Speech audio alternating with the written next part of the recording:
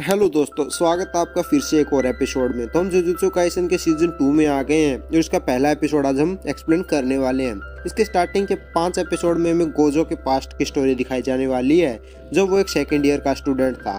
और सीजन 1 मैंने already explain कर चुका है, तो आप देख लेना वीडियोज। तो चलिए शुरू करते हैं। सीजन 1 जिसका नाम है हिडन इन्वेंट्री। दोस्तों ये कहानी 2006 के शुरू होती है, जब गोजो और गेटो एक ही क्लास में पढ़ते थे।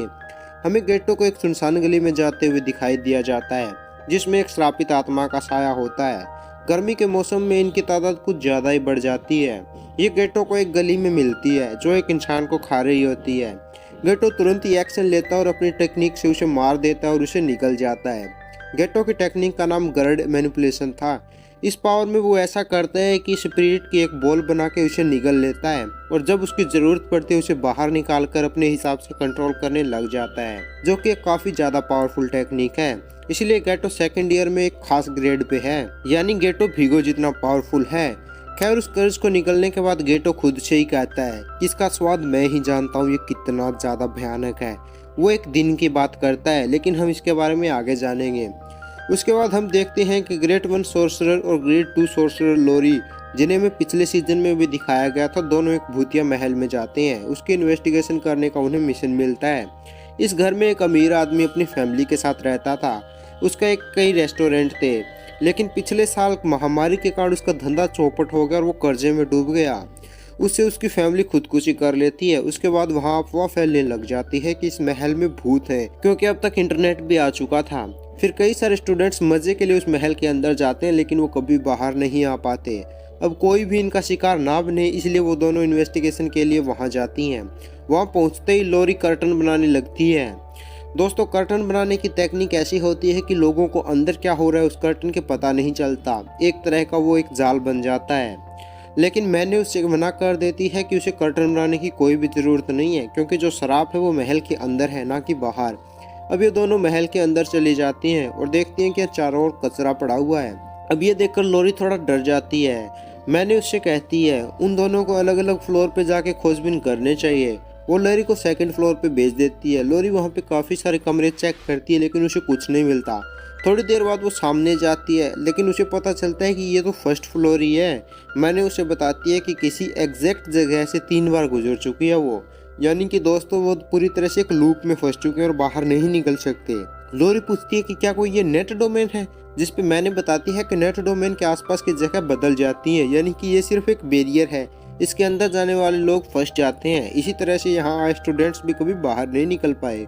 ये कर्स उन्हें मार देता है, लेकिन इसका मतलब ये भी है कि ये कर्स बहुत ही ज़्यादा कमज़ोर है। इस तरह के बैरियर बनाने वाली शापित शक्ति ज़्यादा ताकतवर नहीं होती, इसीलिए उसे मारना आसान होगा। मैंने लोरी से पूछती है कि उन्हें क्या करना चाहिए। लोरी बताती है कि वो एक लूप सर्कल की तरह से समझ रही थी, लेकिन नहीं, ये एक सीधी लाइन है। उसने अपने कदमों से हिसाब लगाया तो हर बार अलग अलग कदम लग रहे थे। अगर लोरी के हिसाब से लोग बहुत तेजी से एक दिशा में भागें तो डिब्बे एक तरह से जुड़ने बंद हो जाएंगे और ये बैरियर टूट जाएगा।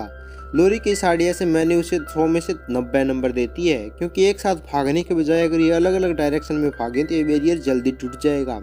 अब ये दोनों ऐसा ही करती हैं। लोरी को लगता है कि ये कामयाब हो जाएंगे, लेकिन फिर बैरियर के साथ साथ ये पूरी की पूरी महल भी टूटने लग जाता है। लोरी किसी तरह से बाहर कूद जाती है। बाहर अपने जूनियर गोजो को देखती है, जो कि उन्हें बचाया होता है। असल में बैरियर के अंदर उन्हें टाइम का पता नहीं चल रहा। वो 2 दिन से यहाँ पे फंसी हुई थी, इसलिए गोजो और गेटो उन्हें बचाने के लिए वहाँ आए हैं। गोजो लोरी का मजाक उड़ाते हुए कहता है कि रोना बंद करो, अब मैं आ गया हूँ ना। ये सुनकर लोरी बहुत ज्यादा गुस्सा हो जाती है। अब महल के पीछे से एक शापित आत्मा प्रकट होती है, जिसे देखकर गेटो भी अपनी एक शापित आत्मा अपने अंदर से निकालता है, जो कि उस शापित आत्मा को अपने मुंह में भर लेती है, ताकि गेटो उसे बाद में अपने काम के लिए यूज कर सके। फिर गेटो भी लोरी का मजाक उड़ाते हुए कहता है कि गोजो कमजोरों का मजाक मत उड़ाओ। इससे लोरी और ज्यादा गुस्सा हो जाती है। लेकिन वहाँ एक तीसरी स्टूडेंट भी आई थी, जिसे देखकर लोरी काफी ज्यादा खुश होती है। ये स्टूडेंट सोको थी। इसे हमने सीजन 1 में भी देखा है। लोरी सोको से कहती है कि तुम इन दोनों की तरह बदतमीज मत बन जाना। मैंने को रियलाइज होता है कि वो 2 दिन अंदर थी, इसलिए वो एक्स्ट्रा फीस चार्ज करेगी। फिर वो गोजो से पूछती है कि उन लोगों ने कर्टन क्यों नहीं बनाया। ये सुनकर गोजो, गेटो और सोको चुप रह जाते हैं, क्योंकि उन तीनों को कर्टन बनाना याद ही नहीं था। इसके बाद वो सभी वापस जुजुत्सु हाई आ जाते हैं, जहाँ पर उन्हें अपने टीचर यागा से डांट पड़ती है, और यही टीचर आगे जाके प्रिंसिपल भी बनने वाला है। खैर उन्हें पता चलता है कि गोजो ही था जिसने कर्टन लगाना भूल गया था, जिसके लिए उसे सजा मिलती है। अब ये तीनों प्रैक्टिस रूम में होते हैं जहाँ पे बास्केटबॉल खेल रहे होते हैं। गोजो पूछता है कि हमें कर्टन लगाने की जरूरत ही क्या है, जबकि आम लोग उस शापित आत्मा को देख ही नहीं सकते और ना ही हमारी शापित टेक्निक को देख सकते हैं। गोजो ये भी कहता है कि यार कमजोर लोगों को बचाने वाला काम काफी ज्यादा बेकार है, जिसपे गेटो बोलता है सोर्सरर का यही तो काम है, आम लोगों की रक्षा करना। गोजो गेटो के आदर्शों का मजाक उड़ाता है, जिससे दोनों के बीच में तनाव बढ़ने लग जाता है। ये देखकर शोको यहाँ से निकल जाती है।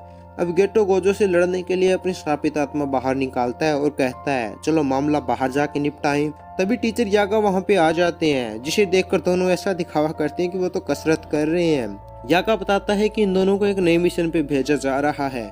दोस्तों सीजन 1 में जैसा मैंने बताया था, सुकुल में 1000 साल का एक सोर्सरर है जिसका नाम टेंटन है, जिसकी टेक्निक के कारण वो एक अमर रहता है। उसका शरीर फिर भी बूढ़ा होता रहता है और हर 500 साल में अपने शरीर को बदलने के लिए उसे एक नई बॉडी चाहिए। अगर वो ऐसा नहीं करेंगे तो उसकी टेक्निक उसके बूढ़े शरीर को एक्सचेंज कर लेगी, जिससे वो इंसानियत के लिए खतरा बन सकता है। और इस बार टेंटन जिसके साथ शरीर मर्ज करने वाला है वो एक लड़की है, जिसे स्टार प्लाज्मा वेसल के नाम से जाना जाता है। इसे मर्ज करने के लिए सिर्फ 2 ही दिन बचे हैं, तो गोजो और गेटो को उसे लाने का मिशन दिया जाता है और उन्हें रोकने के लिए काफी सारे लोग उनके पीछे पड़े होते हैं। और ये जानेंगे हम नेक्स्ट एपिसोड में।